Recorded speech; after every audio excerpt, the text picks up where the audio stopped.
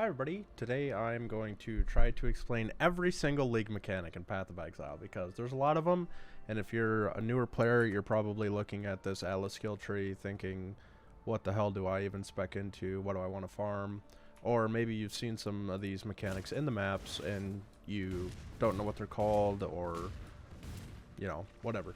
This isn't going to be a full guide for all of them because this would be like literally a 10-hour video. This is just going to be trying to put a name to the face of each mechanic, and hopefully this helps you figure out what you want to farm. So I have a video. I actually recorded myself farming every single league mechanic. So I'm going to play that, and then we'll just talk about it. Actually, I'm just going to minimize this, and then all right, here we go. So this is every league mechanic. So this first one is called Delirium. It's this big, like, God, what did I hear somebody call it the other day? Like peacock tail feather or something. So you walk through it, and then you go delirious. So you can see in the bottom right here, this is a reward type. So that's the armor type. So you can see I got one stack of it, and it's going up the more that I kill. And also these plants, when you walk on them, they will spawn either mobs to kill or mobs that will chase you and then try to explode. So this is really weird that I'm seeing two of me on the screen. That's kind of whatever.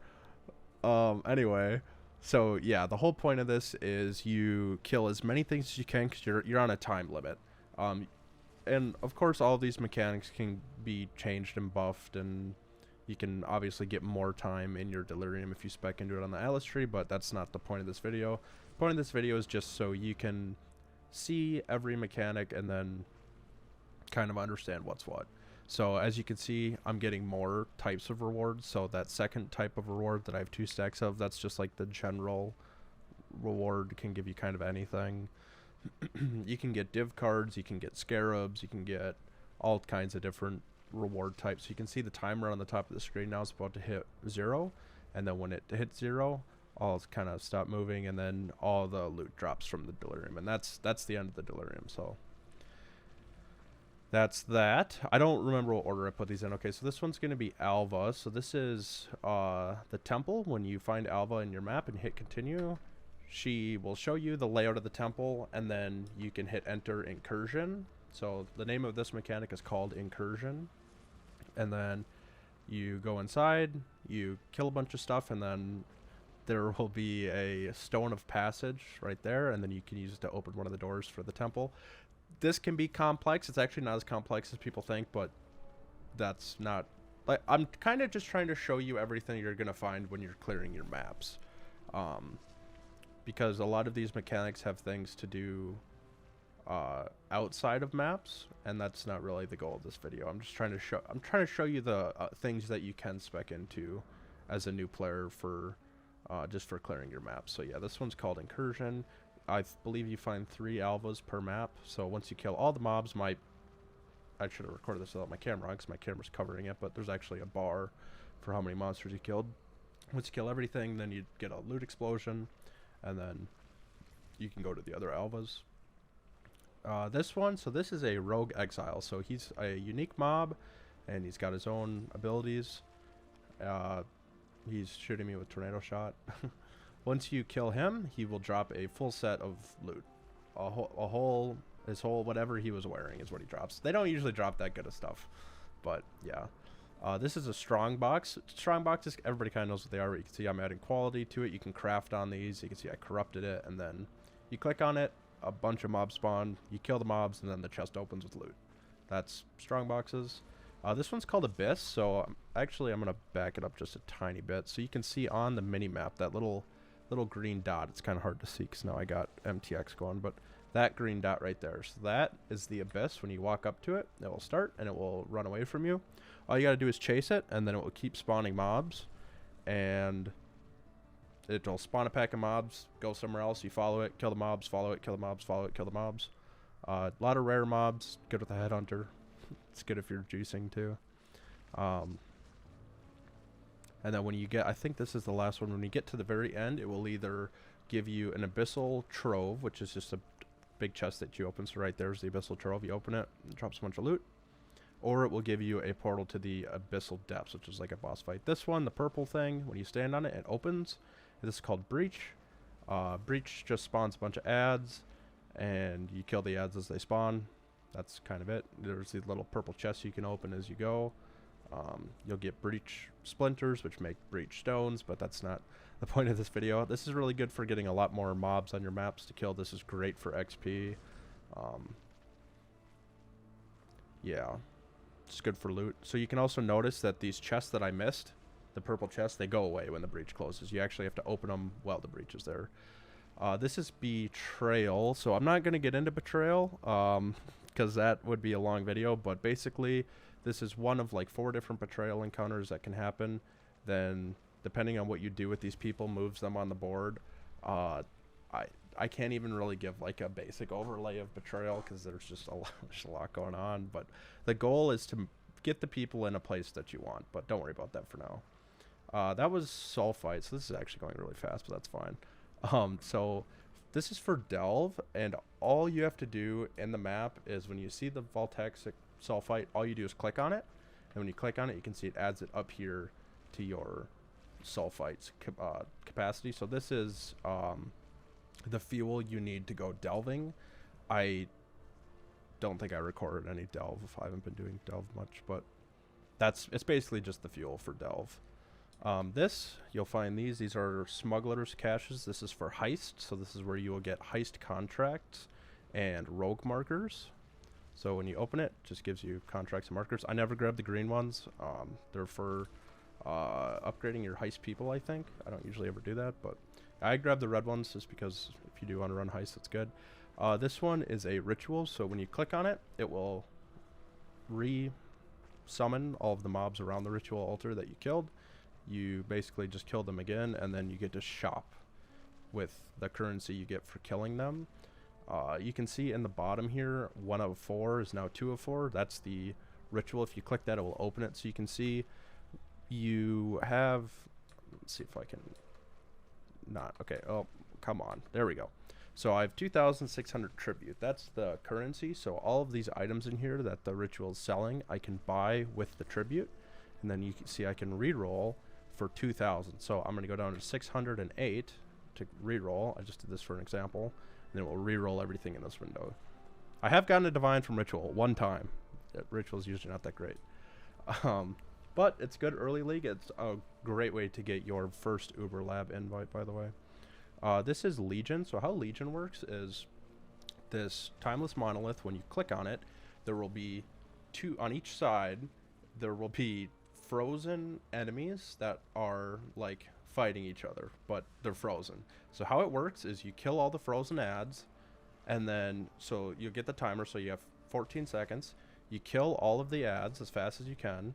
You kind of need a decent build for this, by the way, and this is really annoying to do with a damage over time build.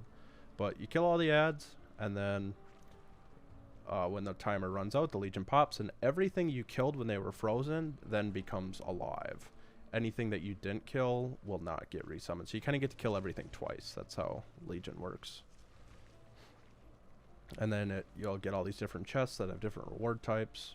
And then you get splinters. That's for another Legion mechanic called 5 Ways, but we're not going to talk about that right now.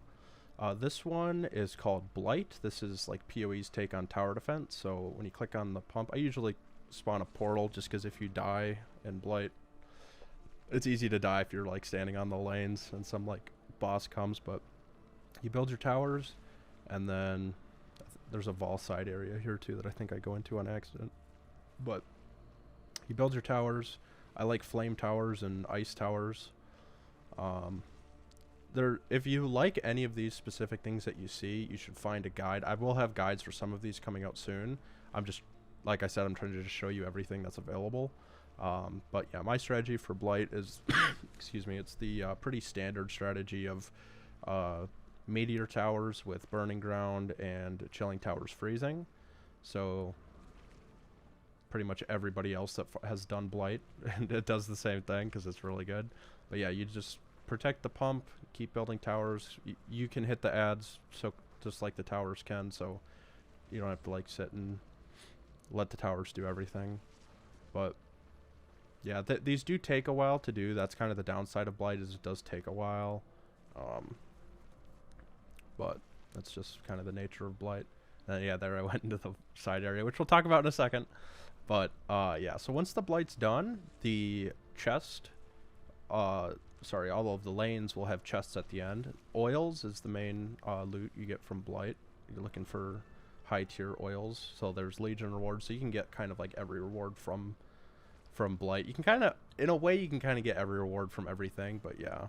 And then the pump explodes in loot, and the pump has like insane loot modifiers on it, so that's really good. And then here I go into the Vault side area.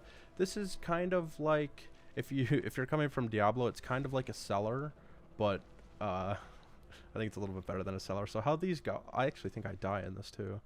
But you run through it, and then when you get to the end, there's a little mini boss fight, and then there's a vault chest with some corrupted items, and then usually some like Edziri boss. Yeah, they're right. Nice. I like stood in that and died. If you die in a vault side area, as you can see, you do not get put back into your hideout. You just get put back at the beginning. You also can take Atlas passive tree nodes that lets you craft on these like strong boxes, so you can like hit them with chaos. You could regal them if they're blue to make them rare. So all kinds of stuff. So once you get to the end and then you kill the boss, you get to open the Vol vessel, and then you'll get some corrupted items. And yeah, I don't usually run these, but they're good early league, I guess. If you're playing like Lightning Arrow, you can get Vol Lightning Arrow, stuff like that. This is actually just got added back to the game. This is Ultimatum, so this works in waves. So what I just chose was a downside, so you get to choose between 3 downsides. So that's the reward. So I'm on round 2 of 10. This is the reward I'm gonna get, and these are the 3 downsides I get to choose from. So when I hover over them, it explains what the downside is. So monsters hits cannot be evaded. I didn't choose that because I'm playing Deadeye, so I'm like relying on evasion pretty heavily. But you just accept it, kill the mobs. And how Ultimatum works is the farther you go, the harder and harder it's going to get. But if you fail and die, you lose all of the rewards. So I can either take the rewards here and just get everything that I've gotten so far, or I can accept the next one to try to get the next reward too. I think I actually went all the way to the end. On round 10, you fight the Trial Master, the boss. I'm wearing a Headhunter in this, so that's kind of unrealistic because I think I get to like 20 some Headhunter stacks, because you can see when you're in that menu, it pauses all of your buffs, so you keep your frenzy charges, you keep all your everything, including Headhunter buffs. So it's kind of like insane to do this with Headhunter, but yeah. So you just keep going, and then once you get to the very end, all of the loot drops. If you ever get something really good from Ultimatum, like say you got a mirror, you would do that round to get the mirror, and then you would cash out immediately, because you don't want to keep gambling, because like I said, if you fail, you're gonna lose all your rewards. So you can either keep going, and if the rewards are kind of mid, you just keep going to try to get something good, or get something good and then just cash out instantly. Yeah, right about now I'm at 22 Headhunter stacks, so my screen's getting a little yeah, T-shot's kind of insane for this actually, but it's fine. So this is round 9 of 10. Yeah, my screen's like actually not having a good time, but that's okay. So then final reward, round 10 out of 10. You can see all of the buffs there except Trial. 5 FPS gaming, dude. Nice. All right, and then all the loot drops. So that's Ultimatum. Some people love it, some people hate it. It's just whether or not you like it. This is Domination. These are the little shrines. So the shrines will always be protected by a big pack of mobs. And then when you click on them, so like this is the AoE lightning, and that's around me, like the pulsing lightning. That's where that's from. And you can see them on your map too. So you see that little golden crown. Here, let's see if I turn around after doing this essence. Yeah, so that golden crown, when you kind of walk over to it and then click on it, you get that buff. It's important to note that the monsters around the shrine are affected by that buff. Be careful with that. But yeah, you can see you get like 1,000,000 move speed. This is a tormented spirit. So this Tormented Spirit, you'll notice when he touches the other mobs, they'll turn green. So they got that green thing above their head. That means that they are possessed. So they'll be harder to kill, but they'll have better loot. So that's Tormented Spirit. And now these are Einhar Beasts. Most people know what these are because they show up in like Act 2. So everybody's seen them really early. But the red beasts are like unique in the sense that they'll be used in a crafting recipe. And then the yellow beasts are like, they're kind of like fuel. So all of the Einhar beasts, you will need a red beast and then like 3 yellow beasts, or 2 red beasts and 2 yellow beasts, that kind of thing. Yeah, this one's in Essence, so I corrupted it right there. Everybody kind of knows what essences are because you find them in the story. Yeah, this one is Harbinger, so this is a blue circle that spawns more blue circles, and it's going to be a unique mob that you actually can't do damage to. So to do damage to the Harbinger, so you see if I there we go, you can see his name's like that crazy text. To do damage to him, you have to do damage to all the ads that he's spawning. So once you kill enough of them, then he will die. And then Harbinger drops currency shards, so you see chaos shards, annulment. This is a great place to get annulment shards. You can get mirror shards, you can get fracturing shards. There's also a note on the Atlas tree that lets you spec into Harbinger to drop the actual currency instead of what's like a chance to drop the currency instead of the shard. This one is Sacred Grove. This is Harvest. So when you go into the Harvest, you can click on the plants and then try to click on the ones that have blue text or brown text. Never the ones with white text, because the ones with white text won't drop life force. So Harvest is so I got vivid crystallized stuff. It's just for it's like it's all for crafting, and it's kind of advanced crafting stuff, so I'm not gonna really cover it in this video. But if you do enjoy crafting in PoE, or you want to craft a lot in PoE, you should do Harvest. Harvest is very good for crafting.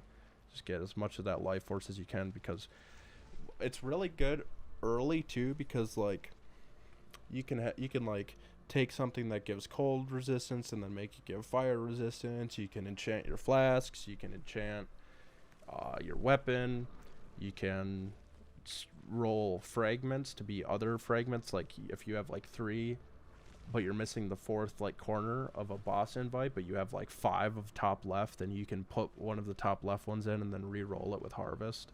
So there's a lot of Harvest things that, like, again, this would be like an hour-long video if I explained it. I like lost the mob to finish this. I can't always run it. Look at that. Look at him running from me. What the hell? So yeah, that drops a whole bunch of life force. Did I do another one? Yeah, I did do another one. But yeah, Harvest is very strong. I really recommend it.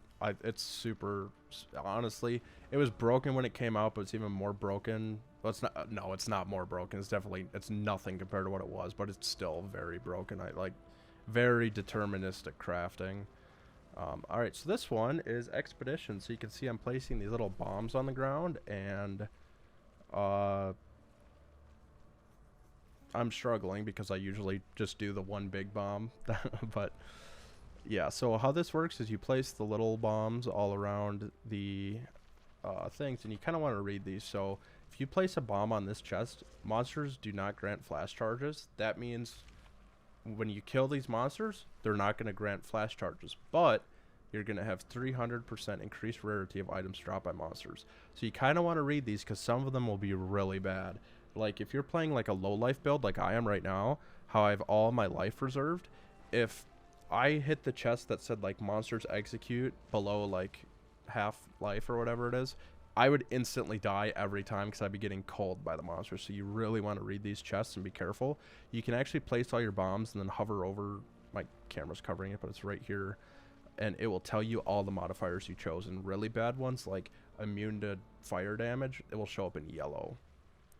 So it's a little easier to tell. But you place, once you place all your bombs, you can hit detonate explosives, and then it'll explode, and then you kill all the monsters that come out of the ground, and then open the excavated chests. The excavated chests don't have much loot in them, but they do give you the expedition currency that you can use with the expedition NPCs. Tujin will give you currency, and Gwennon will gamble, and Rog will craft, and then Danning opens logbooks. So you can see I'm not getting much loot from these chests, but I am getting artifacts, and that's kind of what you want. So that is pretty much every League mechanic that you're going to find in maps. More or less, I think that's pretty much everything. Again, this was more so just so you could like kind of put a name to the face for the things that you've seen, and maybe try to decide what you like and what you don't like. Yeah, so I hope this helped. I do want to have guides for some of the specific mechanics that I farm a lot, the ones that I know really well, coming out soon. But yeah, if you have any questions about any of this, just leave a comment, hop in the Team 99 Discord, do whatever you need to do, DM me. I'm around, hop in my Twitch chat, follow me everywhere.